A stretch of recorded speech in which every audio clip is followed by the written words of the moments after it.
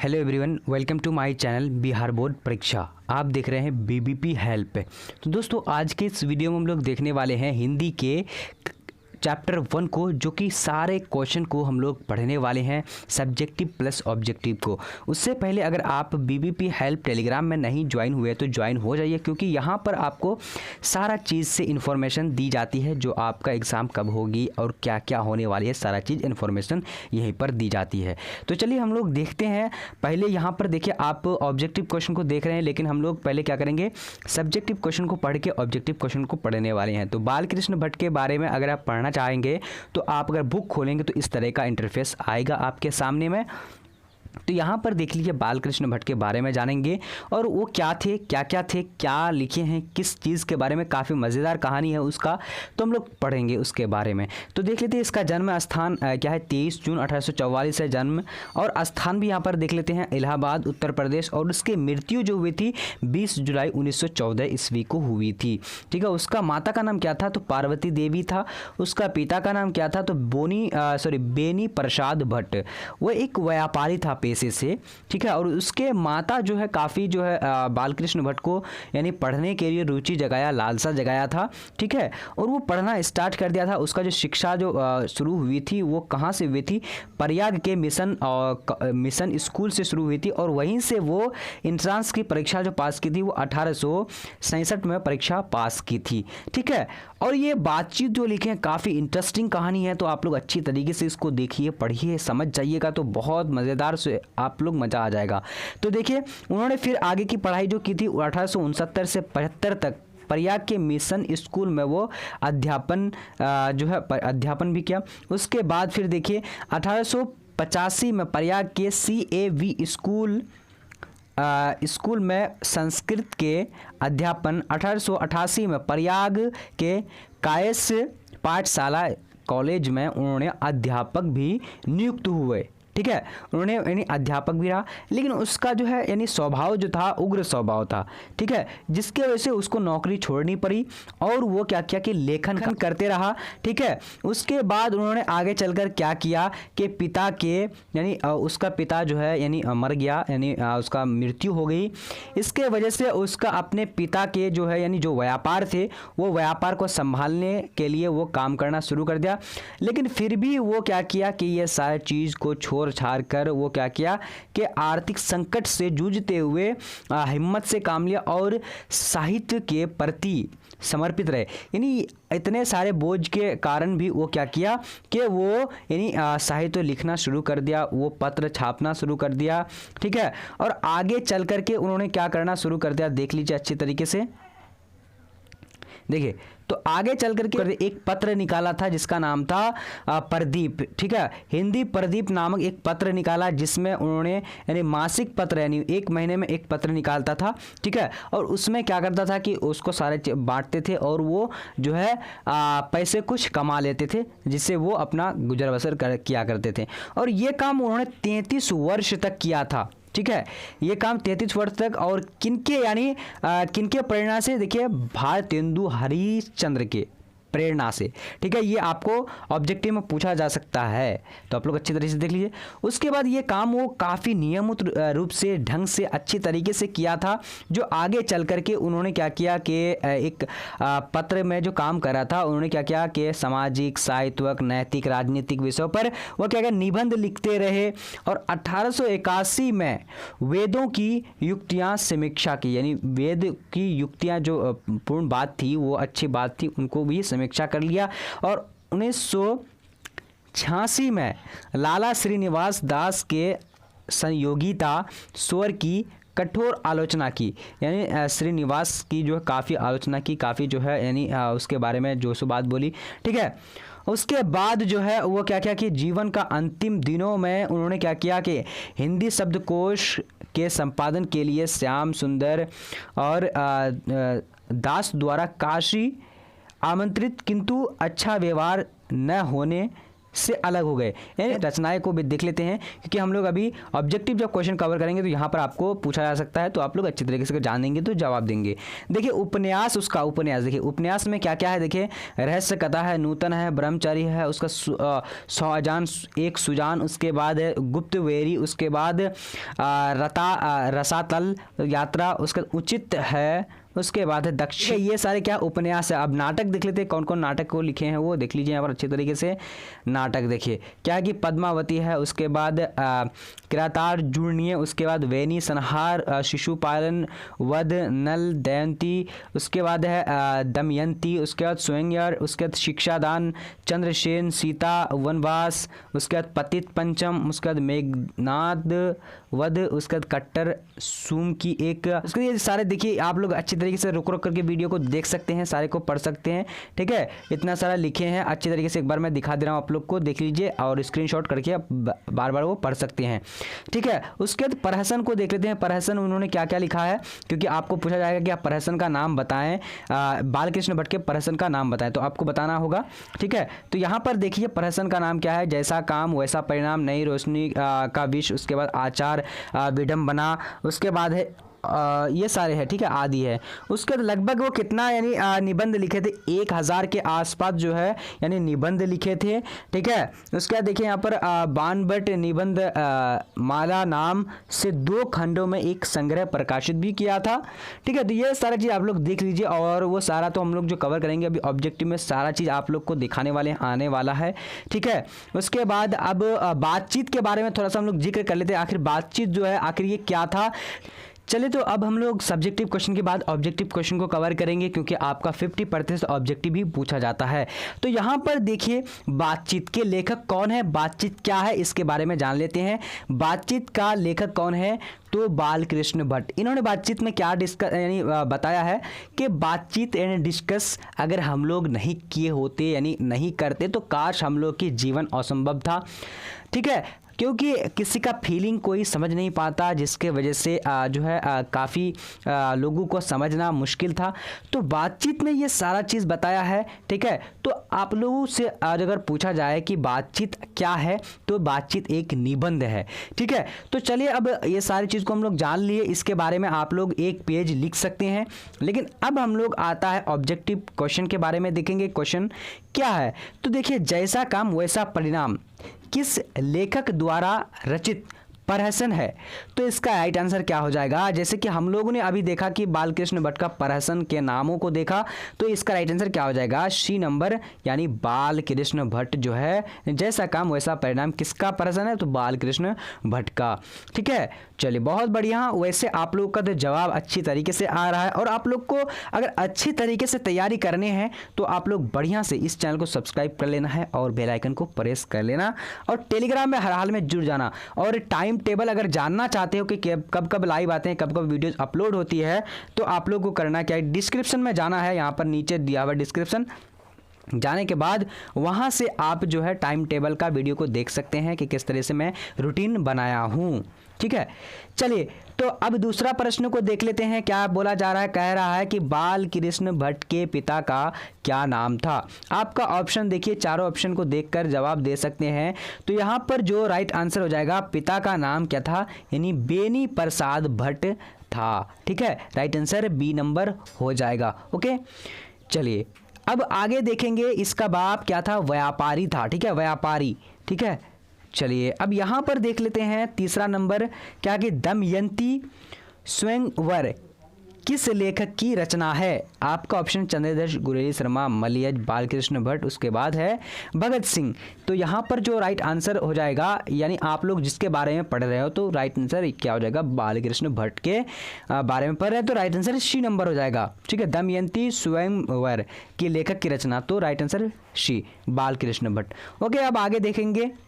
चलिए, वीडियो अगर अच्छा लगे तो लाइक जरूर करना। और आप लोग को मैं बता दूं कि अगर आप लोग अगर बीबीपी हेल्प ऐप को डाउनलोड नहीं किए तो डाउनलोड कर लेना, क्योंकि वहां पर आपको practice set, notes, PDF, important question test series के साथ साथ आपको सारा चीज़ टेक्स्ट बुक भी मिलेंगे, जो आपको ओनली फॉर जो है यानी 349 में सारा चीज़ मिलने वाली है। और अगर आपको कोई भी डाउट हो, क्लियर हो करने के लिए चाहते हैं तो आप लोग करना क्या है कि नंबर दिया हुआ है डिस्क्रिप्शन बॉक्स में जा करके कर सकते हैं, ठीक है, क्योंकि आप घर बैठे बहुत अच्छी तरीके से तैयारी कर पाएंगे वहाँ से।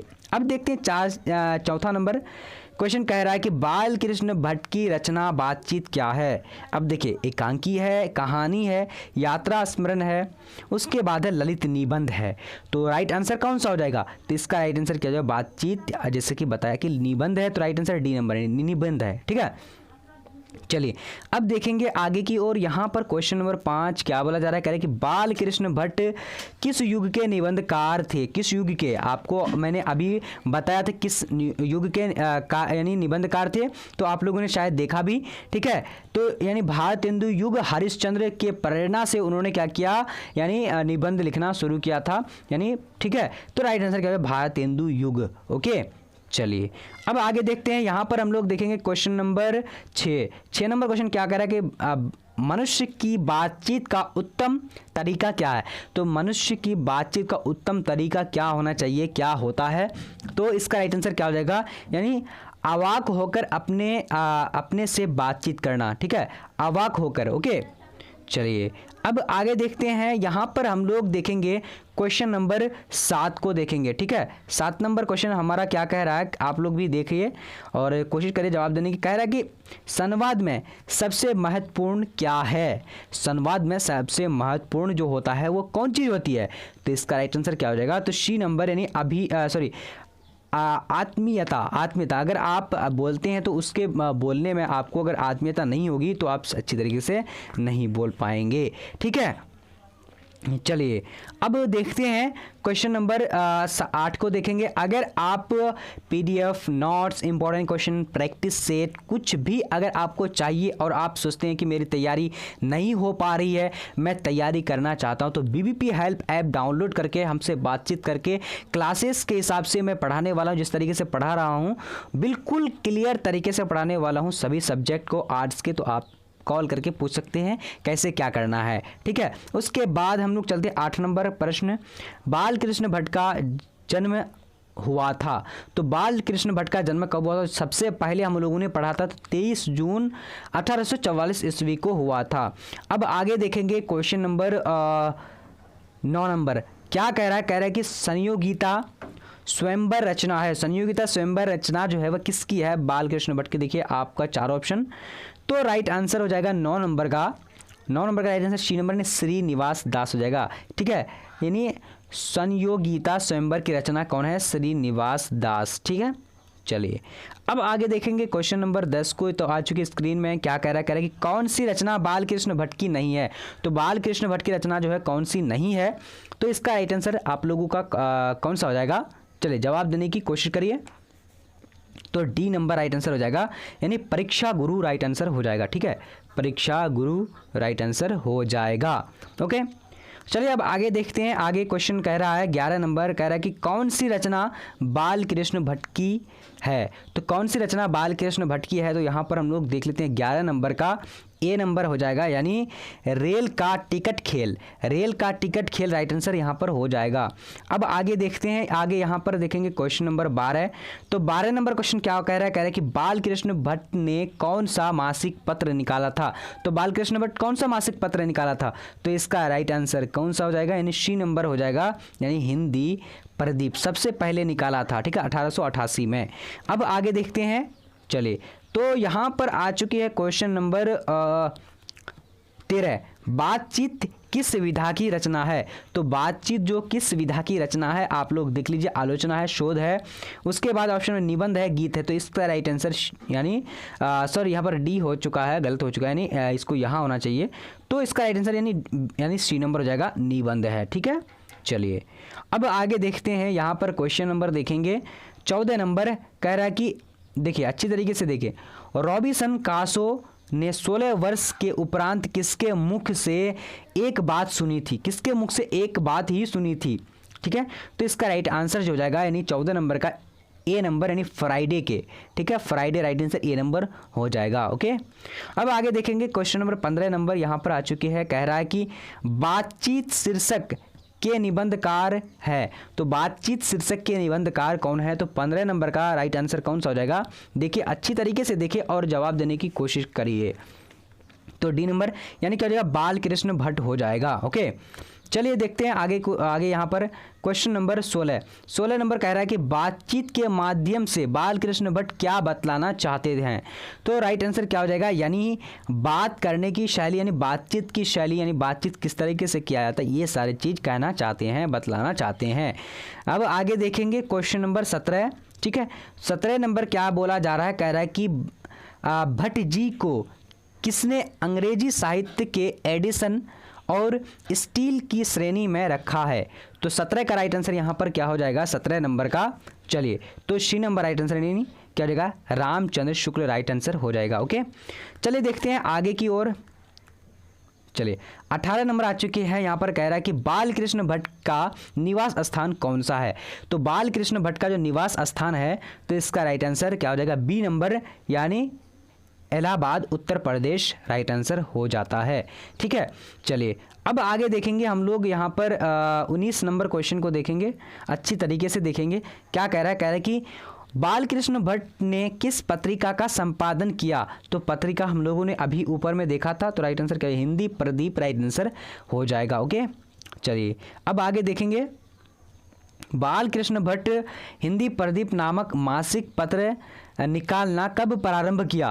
तो इसका राइट आंसर जो हो जाएगा क्या हो जाएगा? 20 नंबर का आप लोग जवाब दे सकते हैं अच्छी तरीके से।